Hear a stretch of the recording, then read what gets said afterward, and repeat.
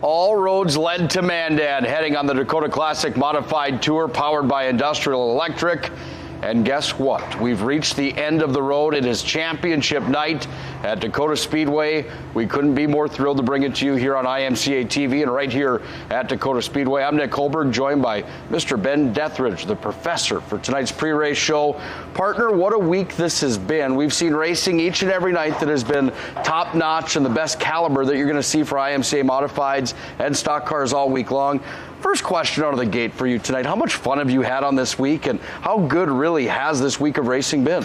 I've had an enjoyable time. All these venues have been new to me. I've watched a lot with my IMCA TV subscription throughout the years, and it's great to finally be here in person and live and see how these drivers, and just get the whole ambient effect of cars on the track, dust kicking up, and just that rumble that these guys bring. Tonight, it's kind of a bittersweet sort of deal. It's the last night of the Dakota Classic Modified Tour powered by Industrial Electric. All good things have to come to an end until they begin again next year, right? Well, tonight they will come to an end and championship races are on. We're going to go through the week that was the Dakota Classic Modified Tour powered by Industrial Electric.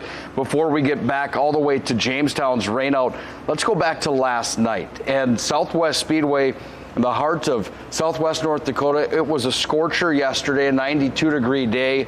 And that racetrack came in like no other. It slicked off just a bit, and we saw modifieds and stock cars really perform last night at a high end. We really did. We had 8 heat races, just scream right through with that. I mean, we had a couple of hiccups here and there with some incidents and a couple Tomcat performance cautions, but not too many.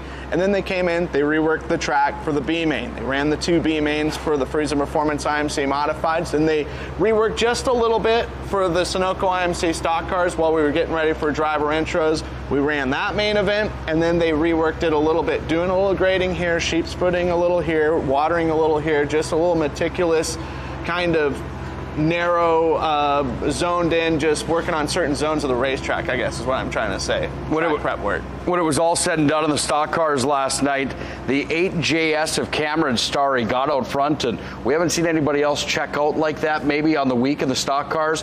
He certainly did perform well in that 8JS car from Corpus Christi, Texas. He definitely did. I mean, we talked in the pre-race show, a couple of times throughout the week.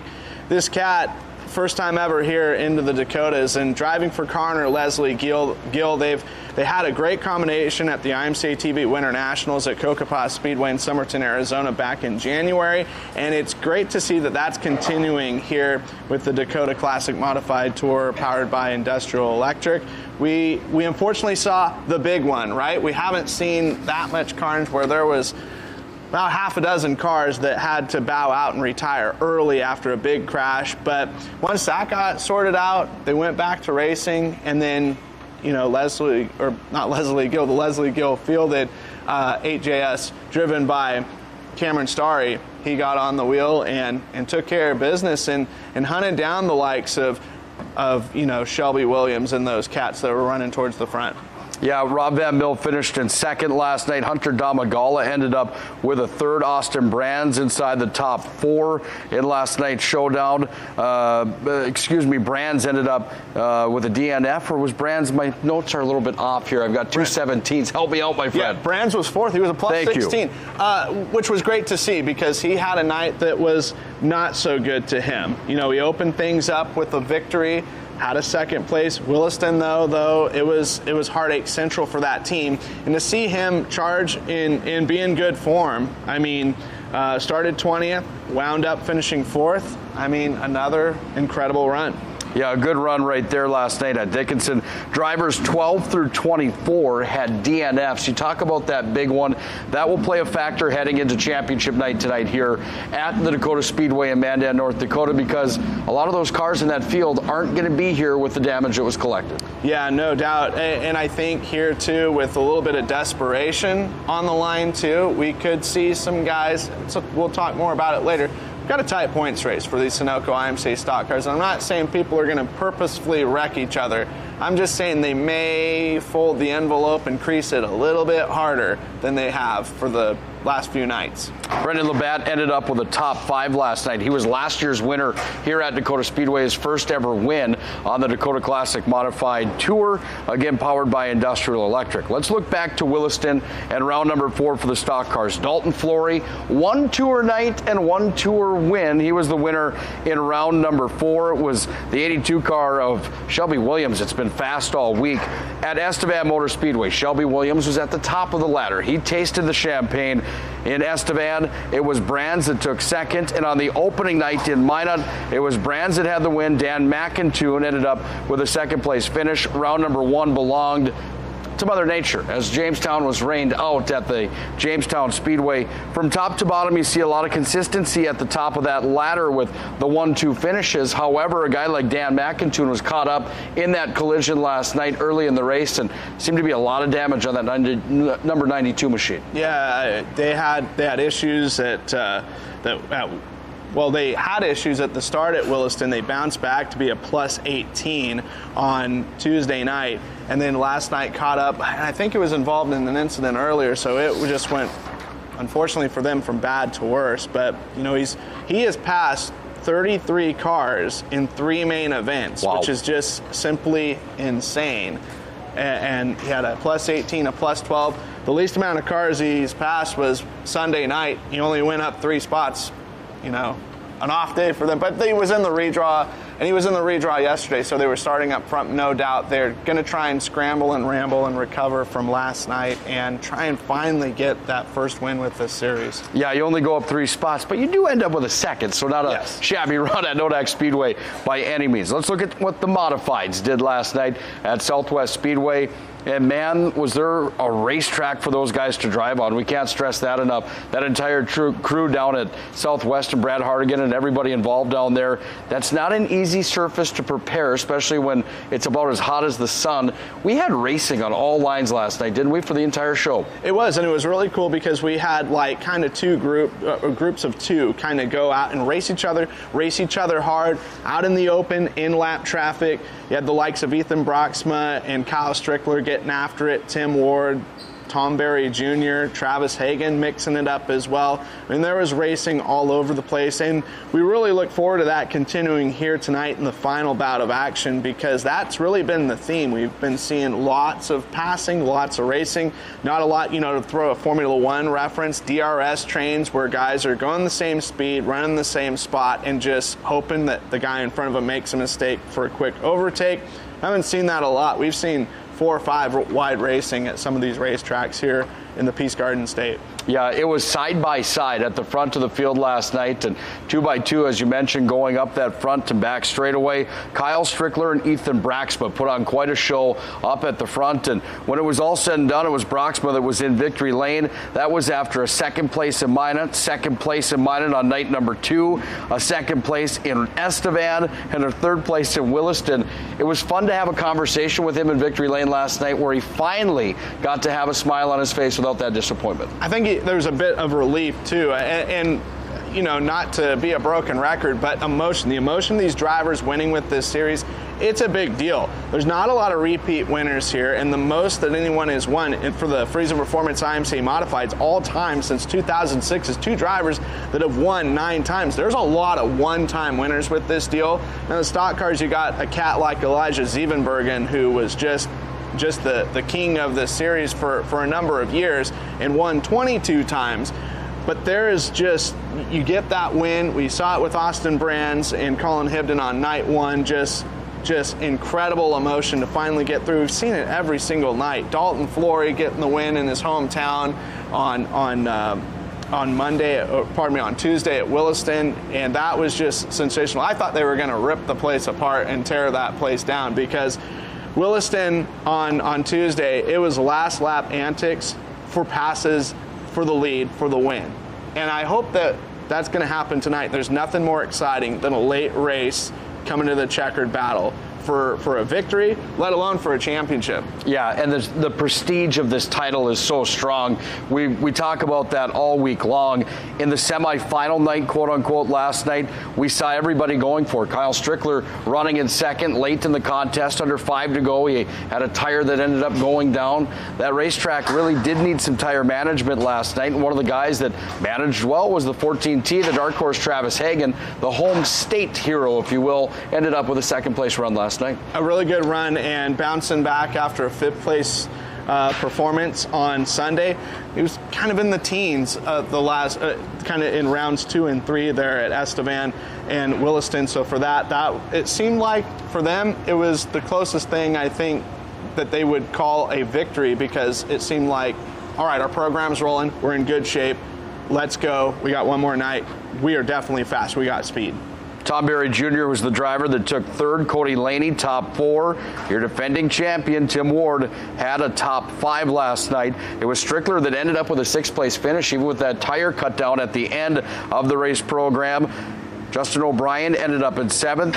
Eddie Bellick ended up in 8th. Jerry Flippo ended up in 9th, in a top 10 for Colin Hibden, who's had a bit of a roller coaster week. Back to Williston. Running order was Strickler and Hibden, 1 and 2. Broxma again in 3rd. At Estevan, it was Tom Berry Jr. that had the win. It was Broxma that had 2nd, and 12J of Justin O'Brien with a 3rd place run.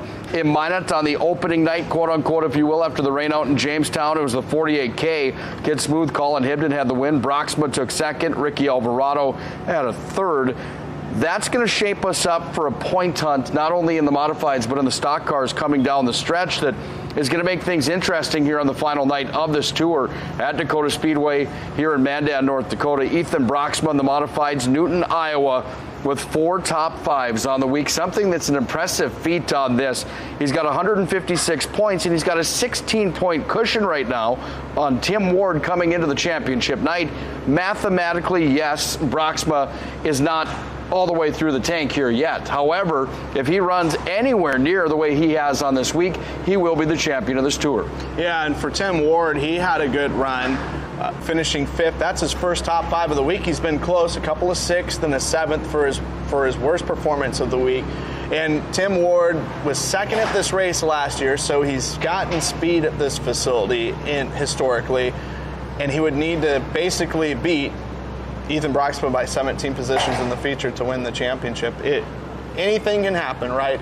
You get a bad heat, something happens in the heat, something breaks, you have to come out of the B. We've seen some top talent not make it out of the B. We've seen some top talent make it out of the B, and we're able to crank out a really impressive top 10 or even better performance. All I have to say is that I'm glad that you're the professor and I'm the hammer, so I don't have to worry about trying to figure out those scenarios as we go tonight, because they certainly will play large in how it's going to unfold right in front of us here at Dakota Speedway. Oh man, it's going to be like number crunching on tax day when it comes to the Sunoco IMCA stock cars, with as tight as that points race is, and every position really is going to matter.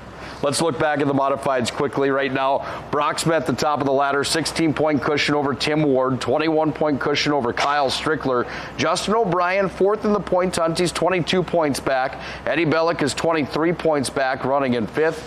The dark horse Travis Hagen, who won here last year, is 24 points back on the field in 6th. Cody Laney, 27 points back. Tom Berry Jr. is 30 points back in that 8th spot. It is anybody's game, and how it's structured and how they shake down for the points that are on the line, as Ben already alluded to. 40 for a win here tonight, but you need to make the A main in order to have a shot to even gather those points. So we're going to see some really heavy racing in the heat races and those B mains tonight here at Mandad. I think it's going to be wild. I think, we're going to be definitely seeing some things in the heat.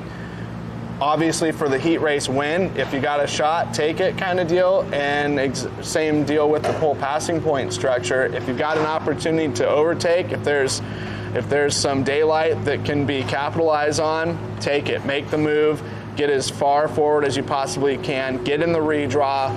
Do the best you can in the redraw. You're kind of, that redraw could go either way. We've had drivers that for the stock cars draw 6 or pick 6th and get the pole. We've had guys that for the Freedom Performance IMCA Modifieds be the 8th driver to basically be left with what was remaining, the only card remaining, and have a good starting spot. The luck and the name of the game of this tour, consistency and luck, really is the combination and the ingredients, along with speed, to be able to be at the front. Those stock cars and how they shake down for the point hunt, well, Cameron Starry, 149 at the top of the ladder, 3 top 5s on the week for him with 4 top 10s.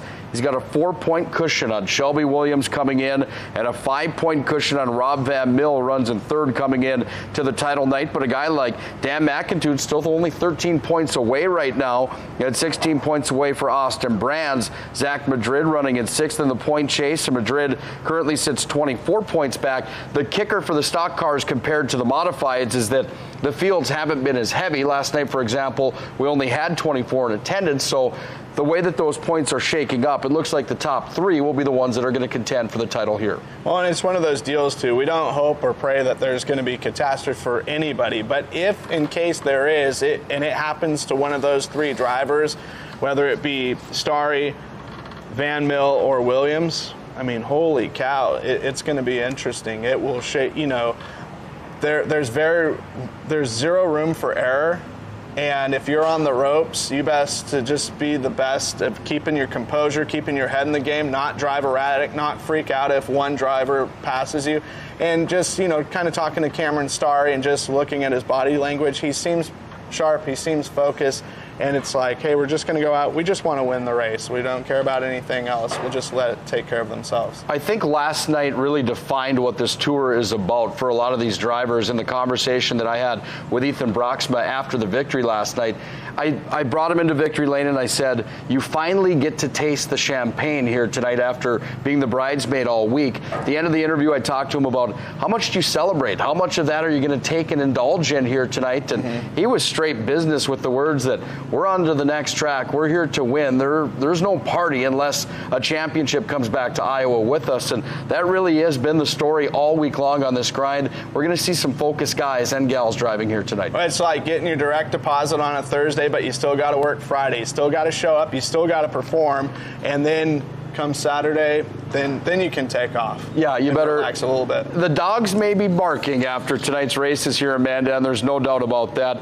Partner, this has been quite a week, and one that I don't know if you can top the racing that we've had. Again, the modifieds through 4 feature shows have only had 1 caution due to debris on the racetrack. The stock cars have put out and showed out here all week long. It's been top to bottom for me. I give it a 10 out of 10 with the organization, the structure, every piece to this entire tour. A lot to be proud of here on the Dakota Classic Modified Tour, powered by Industrial Electric, from a lot of people involved, from drivers to the tracks and the volunteers. And before we go any further, I just want to give a special thank you to all those volunteers and the men and women at these racetracks that grind and grind and grind in unpaid positions, by the way, just to put on shows each and every night for us race fans. They really have done one hell of a job, haven't they? They have. I mean, I wholeheartedly agree. And, you know, we said it in the pre-race show last night.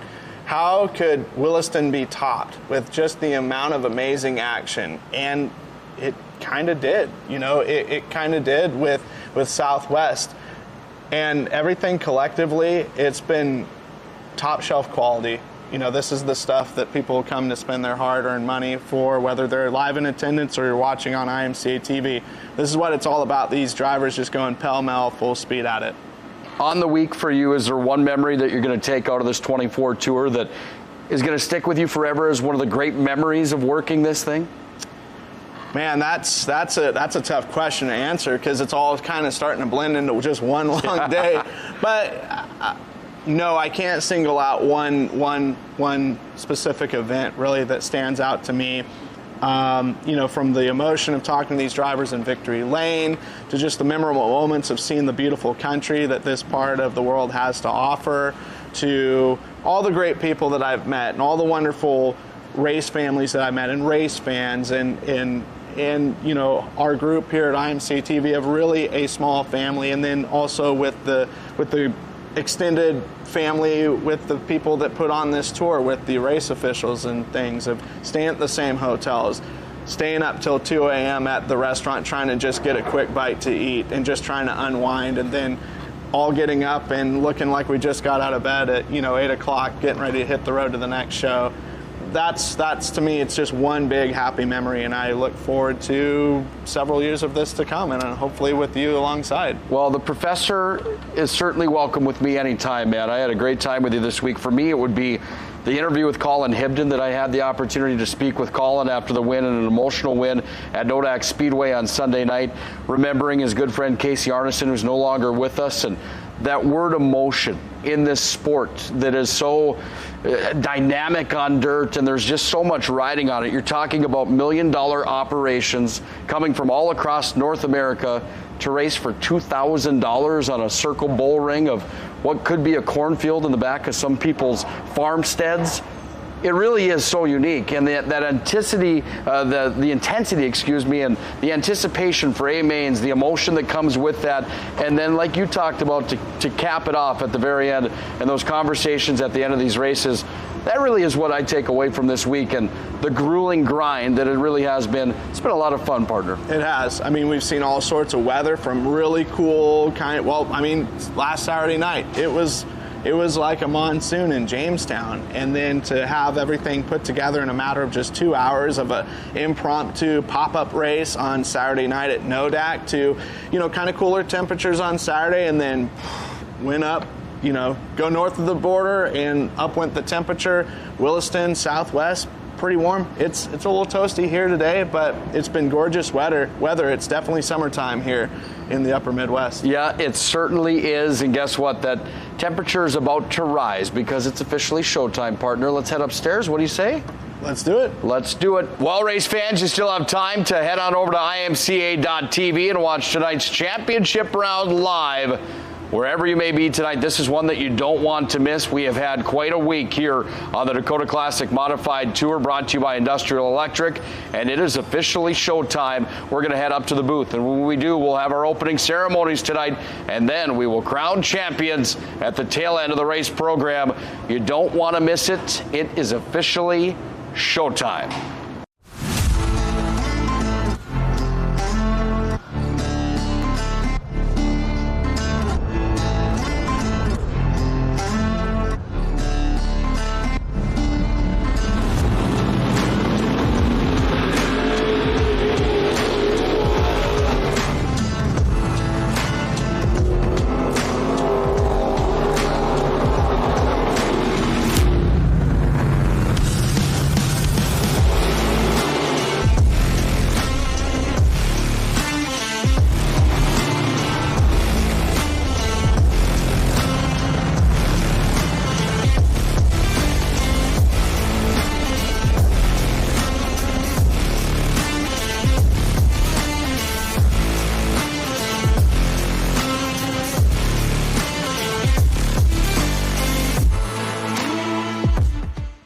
Race fans, you have waited all year long for this night to return at Dakota Speedway, and it is finally here. It's the championship night of the Dakota Classic Modified Tour, powered by Industrial Electric. I'm Nick Holberg, joined tonight by Mr. Ben Dethridge, all the way from Cottage Grove, Oregon. The professor is here, and so is championship night. We just go through our pre-race show and set the tail of the tape here this evening. The coverage of this event has been there, and the information has been put on the table. Have we missed anything as we get ready for tonight's race program? Maybe one of the top points would be that Dan McIntoon had some issues that didn't end up getting fixed. That one might be a storyline, but for the most part, it's been covered, partner, I think. I think something that's going to be really cool to follow is the influx of local drivers that are going to be here. Marlon Zeidler, seeing him pulling double duty also. Sean Strand back on the tour with us. He was with us for Nodak for sure. And just to see how that plays out. I mean, can Tom Berry Jr. win here for the third time? Can Tim Ward win for the first time this week? Will we have a repeat winner for the only time this week? For the Freeze and Performance IMC Modifieds and for the stock cars, that race for the points championship is tight. You know, you've got Cameron Starry trying to pull off what would be a remarkable result. No doubt, however this results in, it's remarkable to have a young kid from South Texas come up here and run very well against some of the nation's best on one of the most grueling tours in the country in any form of motorsport, and to win last night at Southwest Speedway and to enter this evening with a 4-point advantage over his fellow Texan Shelby Williams. I mean, it would be a big result for Williams. It'd be the third tour that he's won in a couple months' time span. I mean, that's rather incredible when you put that on paper as well, that the 82 is solid when it comes to going to different racetracks. And then Rob Van Mill to make it 2 in a row. I mean, so many storylines. So many. I mean, is there things we missed? I am sure there's about 20 things that I haven't written down here on top of the 100 things that I've noted. Well, I'm telling you, partner, it's been a great week. The coverage has been fantastic by you, Ben, and we're excited to have you here in Mandad, North Dakota. This is one of the premier tracks in our state, and this place always shows out. Mandad, North Dakota, are you ready for dirt track racing tonight on the Mod Tour night? Oh, I've been pumping you guys up all week. I said, who's ready for dirt track racing tonight? It's the title round of the Dakota Classic Modified Tour powered by Industrial Electric.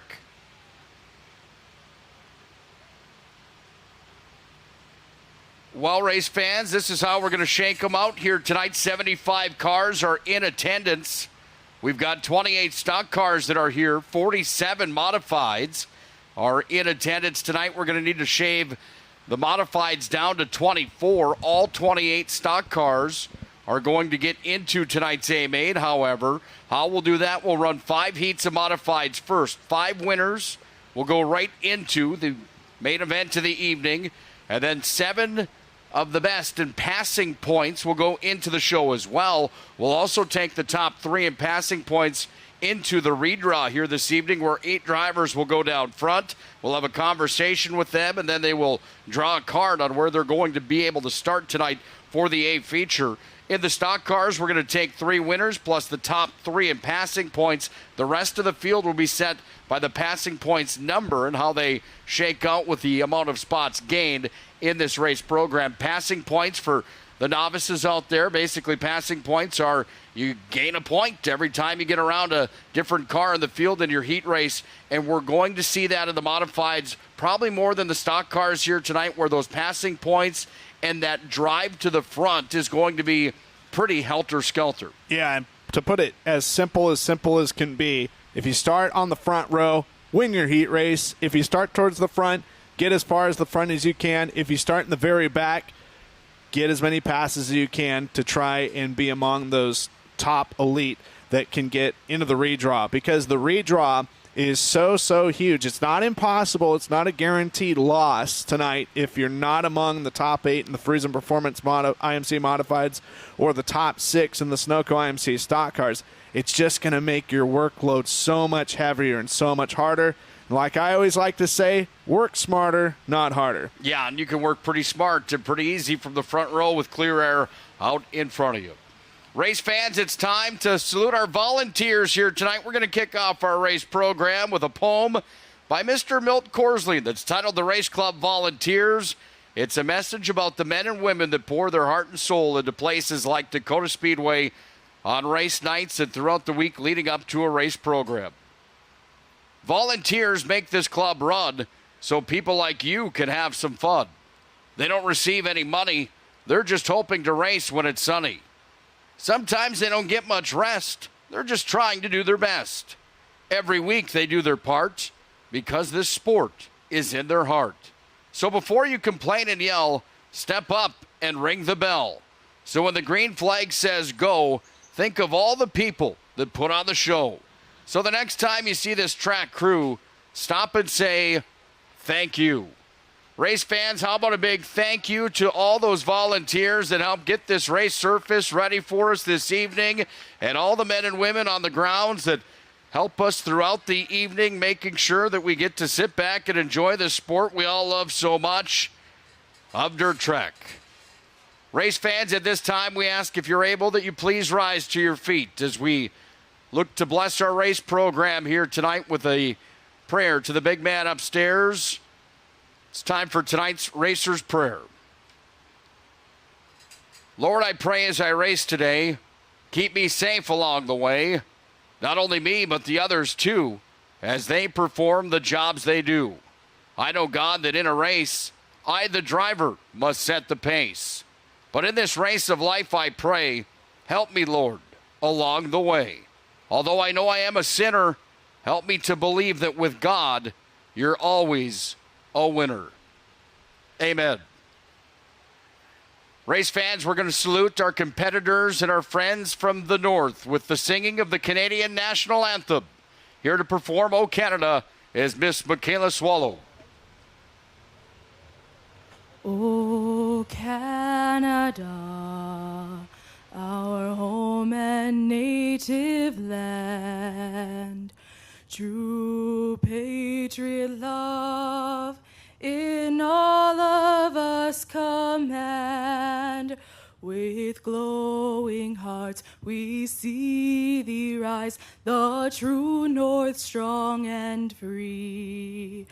From far and wide, O Canada, we stand on guard for thee. God, keep our land glorious and free. O Canada, we stand on guard for thee. O Canada, we stand on guard for thee. Ladies and gentlemen, we ask that you please remain standing. Place your right hand over your heart as we salute our great country, the United States of America, as Michaela Swallow performs our nation's national anthem, the Star-Spangled Banner. Oh, say, can you see by the dawn's early light what so proudly we hailed at the twilight's last gleaming, whose broad stripes and bright stars through the perilous fight o'er the ramparts we watched were so gallantly streaming, and the rocket's red glare, the bombs bursting in air, gave proof through the night that our flag was still there. Oh, say does that star-spangled banner yet wave o'er the land of the free and the home of the brave? God bless our servicemen and women. God bless our veterans. God bless America.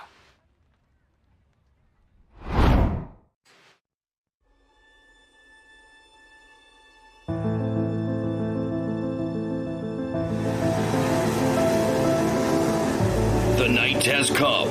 After a grueling week of travel, heat, and the hardest racing of the year, we enter Dakota Speedway in Mandad, North Dakota, to crown champions of the 2024 Dakota Classic Modified Tour powered by Industrial Electric. The trek across North Dakota and Saskatchewan started on Saturday. It was Mother Nature that spoiled the show and won Jamestown Motor Speedway with a round one rainout. It was Nodak Speedway that opened their doors for a de facto tested tube that proved to be an appetizer for the nights to come. The haulers stayed in place at the Playground of Power, and we saw Austin Brands win the stock cars, while Colin Hibden celebrated an emotional victory in the modifieds. We traveled north of the border for round three. Estevan Motor Speedway was wicked fast and equally as wide. Shelby Williams held off Austin Brand's last lap effort for the win. The giant field of modified saw Tom Berry Jr. weave through lap traffic for his 9th Tour victory. Round 4 made its home at the Williston Basin Speedway. 2 different winners again made their way to the top of the podium as Dalton Flory defended his home track in the stock cars, and Kyle Strickler got his first win in the modifieds. Round 5 was a scorcher. The North Dakota Heat blasted Southwest Speedway, and Cameron Starry blasted the competition, checking out after a giant wreck in the stock cars. For the 3rd time this week, the modifieds went bell to bell, showcasing the abilities in lap traffic. And when the dust settled, it was Ethan Broxma who tasted champagne in Victory Lane. It's a tour like no other, the highest of highs and the lowest of lows, with the grueling travel across the prairie. Under extreme North Dakota heat, all roads lead to Mandad, and the focus is on winning a title. 6 features this week, 6 different winners, and it all comes down to this. Tonight, Dakota Speedway comes alive for the championship round of the 2024 Dakota Classic Modified Tour, powered by Industrial Electric. It's time to clear the schedule and watch the best in the business rumble live on IMCA.TV, where America comes to watch racing.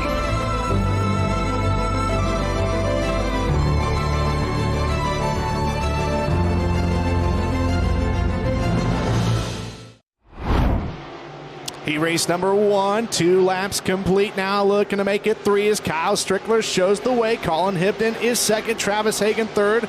Good battle for fourth between Kyler Jeffrey in the 72K and Bland Bohannon at 72X and 87X of Bohannon and Jeffrey. Chris Tuchscher running behind them, the 73T. Jerry Martin, the 2J. Tyler Stariuela in the 84. 101, Luke Silber. Silber getting around Stariuela. And John Carell bringing up the rear in car number 5 in 10th. Kyle Strickler with a win on the week. Good run again last night. Had a down tire in the A-main. His way out in front and cruising halfway in, halfway home. Let's take it down to 3 laps remaining. Strickler, Hibden, 1-2.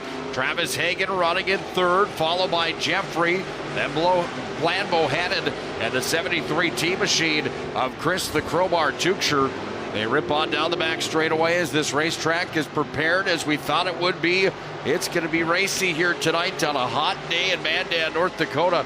Best battle on the racetrack is here for 4th. They go 3 wide. Jeffrey trying to hang on to the top spot of the racing. Top spot of the 3 on the racing surface with Bohannon and the 73T of Tuchscher. Meanwhile, the white flag is prepared. It is out. And Kyle Strickler brings us around for the final time. Jerevitz Motorsports fielded number 8 of Kyle Strickler, hailing out of Mooresville, North Carolina. Takes it down the big backstretch here at Dakota Speedway in the turn number 3, exiting turn number 4, and he will punch his ticket into tonight's A main event and redraw. Kyle Strickler with the victory. Colin Hibden second. Travis Hagen will finish in position number 3. Kyler Jeffrey will win the battle for position 4. Bland Bohannon 5th. Chris Tuchscher will finish 6th. Jerry Martin 7th. Luke Silber 8th. Tyler Stariuela 9th. John Carell will finish in 10th. Heat race number 1 of 5. Your winner for the Friesen Performance IMCA Modifieds. Make some noise for Kyle Strickler out of Mooresville, North Carolina. Well, we welcome you in on our live look-in, brought to you by CPT Racing Manufacturing. On Facebook Live, you can watch the remainder of tonight's event on IMCA.TV. Championship night here of the Dakota Classic Modified Tour, powered by Industrial Electric. 5 heat races. The winners are directly into the show. Let's meet our starting lineup for heat race number 2. And on the point from Bismarck, North Dakota, it's the 24Q, Quentin Kinsley. Smokin' Hank Berry with 4 tour wins. Hails from Sydney, Montana. He pilots the 25B. Cody Laney from Torrance, California is in the 5L. He'll start 3rd. Arvada, Colorado's Eddie Bellick is in the 3B, starting 4th. The Big Show, Jason Walla, hails from Ray, North Dakota. He's in the 27W, starting inside of row 3. Oakley, California's Andrew Pierce is in the 15P car. Jacoby Trout's in the 25 from Jamestown. Drew Papke from Bismarck is in the 60. Jeremy Ritchie from Medford, Oregon is in the 15J, and Williston's Brady Biella brings up the back of the pack in the number 99.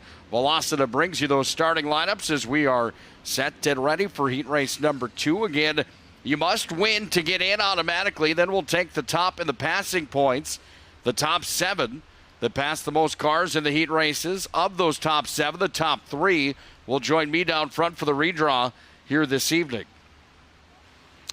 Be sure, if you're in this live look-in brought to you by CPT Racing Manufacturing, to say thank you, CPT Racing. Also, let us know where you're from, as we'll give you a couple more heat races here at this gorgeous, gorgeous day here in central North Dakota. Mandad, just to the west of the state capital of Bismarck. Final round of the 2024 Dakota Classic Modified Tour, powered by Industrial Electric. Also, quick announcement, there is limited supply, but there is throwback t-shirts for sale, $10 while supplies last until intermission towards turn number 4. Speaking of turn number 4, Quentin Kinsley and the Eli Puckett fielded 24K, and Hank Berry, 4-time Tour champion. That's the partnership on the front row. Green flag is out. This one is underway. What do you mean throwback shirts? From what? The Tour in the years past? Is that what that is? It just says throwback. I'll be right back. I got to go down, but not yet. Here comes the battle for the front. The 5L machine. Cody Laney takes it down around the low line. Hank Berry up top. Kinsley in the middle. It's a sandwich up the front straightaway. And smoke it. Hank takes the first one off the board. He says, come and get me, fellas. And the veteran takes us down the back straightaway with Laney still running in second. Kinsley still running in third. Eddie Bellick trying to get to the front of the 3B as they rip on a quarter number 4. And the first 2 belong to Sidney Montana, smoking Hank Berry. Berry, champion of this series in 2003, 4, 8, and 12. He's yet to make a main event. The driver that finished 5th at this corresponding fixture last year, Cody Laney, is charging hard on the inside, but Hank Berry has got the advantage as we will complete lap number 3, 5 to run, with Cody Laney second. Eddie Bellick is third. Then you've got Quentin Kinsley fourth. Andrew Pierce is fifth. Kinsley has won the last 2 local races here, June 7th and June 14th. He is a force to reckon with, no doubt. Cody Laney searching around on the racetrack. Meanwhile, the 3B of Bellick is getting it around Kinsley up into the number 3 spot on the racing surface. Cody Laney on the week has been good, running 7th in the points from Torrance, California. 3 top 5s. He's got himself at 4 features on the week and 3 top 10s. He is back in the points hunt. However, he wouldn't mind a $2,000 payday tonight here in Mandad, as we're down to 3 laps remaining on the scoreboard as they head down the back straightaway. You've got Smokin' Hank, followed by the 5L of Laney, then the 3B of Bellick. Kinsley bringing us around the Speedway. High raised green goes in the air. Thank you, Mr. Zach Heidebrink from the flag stand. And Smokin' Hank's trying to hang on here for a heat race win. Andrew Pierce getting around, 2017 national champion. Jason Walla a winner here back in 2018. Currently going to have to settle for 6th. There's 1 lap to go here in heat race number 2 for the Friesen Performance IMCA Modifieds. Hank Berry, Cody Laney, Eddie Bellick. Bellick a bit of a hot streak of 8th place finishes in the last 3 nights. He has finished P8. As they exit turn number 4 this time around, Hank Berry is going to punch his ticket to his first feature of the week. He will win heat race number 2. Cody Laney finishes 2nd. Eddie Bellick 3rd. Quentin Kinsley 4th. Andrew Pierce 5th. Jason Wallace 6th. Brady Biella will be 7th. Jeremy Ritchie 8th. Jacoby Trout 9th. And Drew Papke finishes in 10th. Heat race number 3 for the Friesen Performance IMC Modifieds. Chris Pittinger out of Bismarck in the 26 starts inside pole. To his outside, Jake Pike from Pahrump, Nevada in the 223. Zach Frederick from Richardson in the 5F will start 3rd. Logan Schmitz out of Washburn in car number 3S starts 4th. Chaz Baca Jr. in Mesa, Arizona. Looks like he's going to be in a Troy Morris, the 3rd fielded entry. Jerry Flippo, originally from Bakersfield, California, starts 6th. Mark Dahl from Bismarck in car number 1D your reigning track champion, will start 7th. Jared Thielen out of Minot starts in position number 8. Troy Morris III, the 07X. How about that?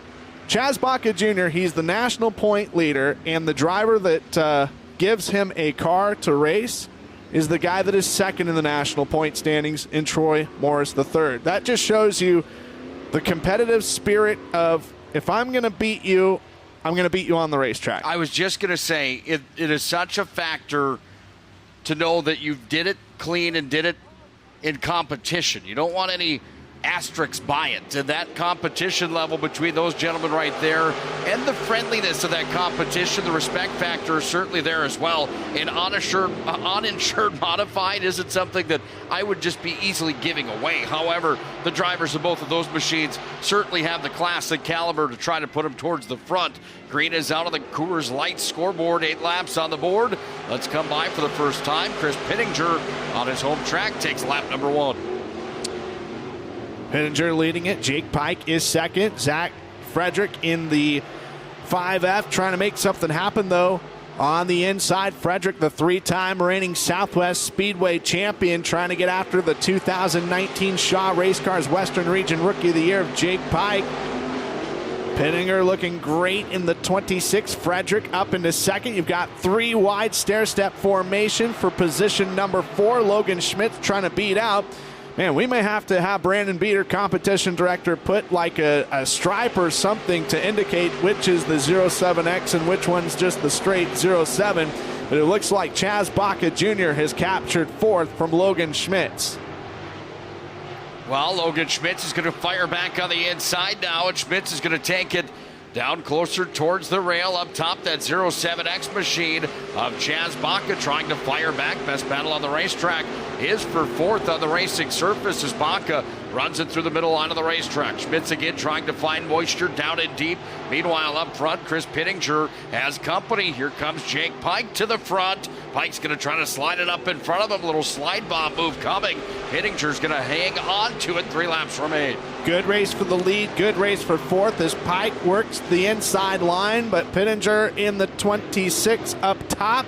Just a little bit better. Picks up the left front wheel just a hair. Talking about Pittinger in the 26. Pike trying to capitalize off of that a little bit as they drag race down the front straightaway with 2 to run. High raised green flag. Pittinger and Pike not backing down with each other, nor is Baca and Schmitz for 4th.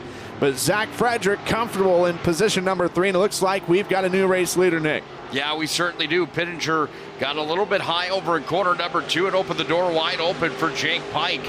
And Pike took it to the front, trying not to look back here. White linens in the air again, automatically into the show tonight for Jake Pike. If he can hang on for a half a lap, he takes us down into corners number 3 and 4. And the 2-2-3 machine comes out first. Jake Pike wins heat number 3. Chris Pittinger will finish in 2nd. Zach Frederick 3rd. 4th, Logan Schmitz. Chaz Baca Jr. finishes 5th. Jerry Flippo 6th. Jared Thielen 7th. Mark Dahl 8th. And Troy Morris the 3rd will round up the finishing order in 9th. That is going to do it for our CPT Racing Manufacturing Live Lookin'. We greatly appreciate it. If you want to catch the rest of the coverage of the wonderful camera angles, drone shots, and material that we got on hand tonight at Dakota Speedway, be sure and log on to IMCA TV for the rest of the night's action. That's IMCA TV, where America comes to watch racing.